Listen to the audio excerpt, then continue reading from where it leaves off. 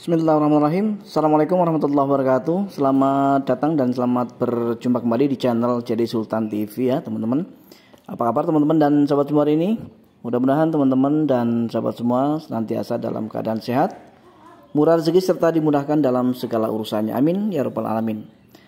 Bagi teman-teman, tanpa harus mengulur-ulur waktu, kali ini kita akan membahas mengenai bagaimana cara agar kita bisa mendapatkan ayam-ayam yang memiliki bodi togap ya, besar, tinggi, leher panjang ya. Nah, tentu saja ini merupakan pembahasan yang sangat menarik. Mengingat bahwa ketika kita beternak ayam kampung sistem pembesaran, maka yang akan kita andalkan adalah bobot. Nah, sedangkan ketika kita memiliki ayam-ayam yang lehernya panjang kemudian kakinya panjang ya, sudah barang tentu itu jelas menguntungkan kita. Karena apa? Dengan panjangnya kaki, panjangnya leher, maka tentu saja ayam-ayam kita pasti memiliki bobot yang lebih maksimal daripada yang lainnya teman-teman. Nah, sedangkan kebanyakan dari teman-teman kita, terutama adalah pemula, itu belum memahami bagaimana untuk mencetak ayam-ayam yang memiliki bodi besar, leher panjang dan juga kaki panjang teman-teman. Nah, sehingga kali ini kita akan membahas tentang ini ya. Jangan di skip supaya nanti teman-teman tidak gagal paham, tetapi teman-teman bisa mendapatkan manfaat dari apa yang saya sampaikan pada kesempatan kali ini teman-teman. Untuk mendapatkan anak-anak ayam yang nantinya akan memiliki bodi besar, kaki panjang, lehernya juga panjang, maka peran daripada pacekan ataupun pejantan kandang itu sangat menentukan sekali teman-teman. Maka yang pertama sekali harus teman-teman pahami adalah kita harus memilih pacekan kandang ataupun pejantan kandang yang memang seperti bodi yang kita inginkan. Jadi kalau kita menginginkan bodi yang besar kemudian lehernya panjang, kakinya panjang, maka pacekan yang harus kita pilih juga pacekan yang memiliki bodi seperti itu. Maka untuk hasilnya anakan-anakan ataupun keturunannya pasti akan memiliki bodi yang besar, leher panjang dan juga kaki panjang teman-teman. Nah, kemudian mengenai indukannya, apakah indukannya juga kita harus memilih dari indukan yang memiliki bodi besar? Memang untuk hasil yang maksimal ya teman-teman, maka kita harus memiliki indukan ayam yang memiliki bodi besar juga teman-teman, supaya nanti keturunannya juga pasti akan togap ya, besar, panjang leher dan juga panjang kaki ya. Nah, tetapi jika memang teman-teman kesulitan untuk memiliki indukan yang seperti itu, maka tidak menjadi masalah ya, meskipun kita hanya memiliki indukan yang kecil ya, atau memiliki bodi kecil seperti ini, itu tidak menjadi masalah. Yang penting nanti pejantannya memang sudah besar, maka yang akan dihasilkan anak-anakannya pasti akan besar juga teman-teman. Nah, kemudian jika ada yang bertanya, bagaimana kalau kita balik ya, indukannya yang besar kemudian pejantannya kecil atau tidak terlalu besar, apakah keturunannya juga nanti akan seperti yang kita harapkan ya, besar-besar seperti indukannya?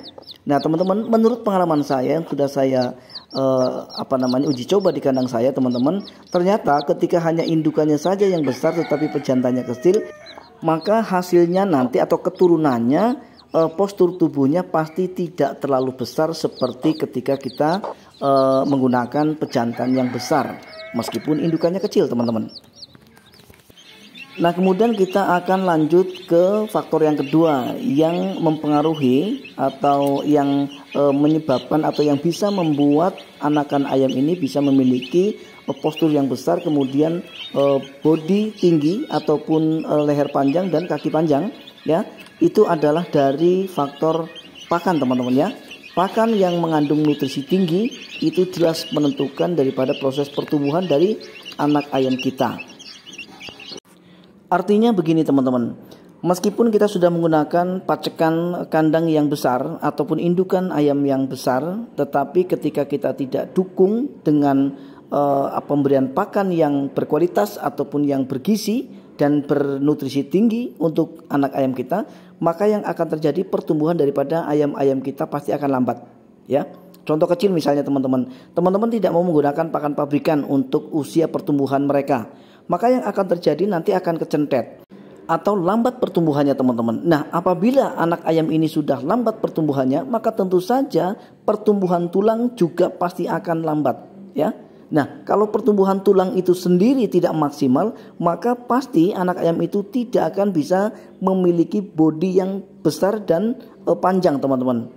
Maka dari itu sudah saya gembar-gemborkan melalui video saya sebelumnya, bahkan baru kemarin ya kita membahas mengenai tahapan pemberian pakan yang baik dan benar agar hasil daripada pertumbuhan ayam kita menjadi maksimal.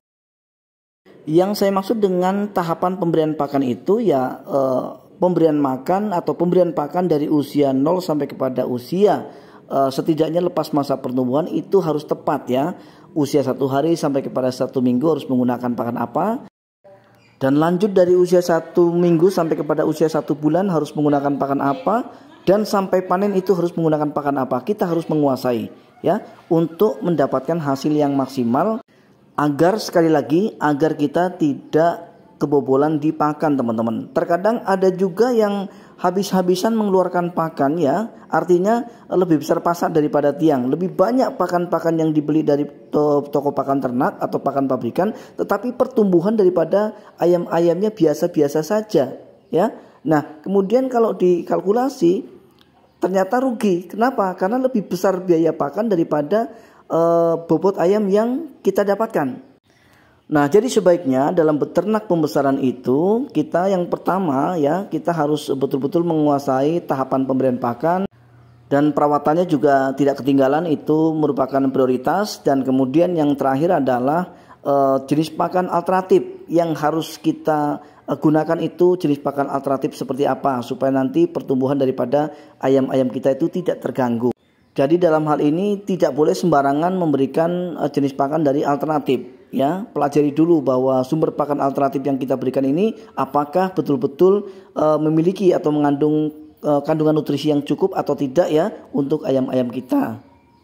Nah, kenapa kita harus memahami jenis pakan alternatif yang bagus?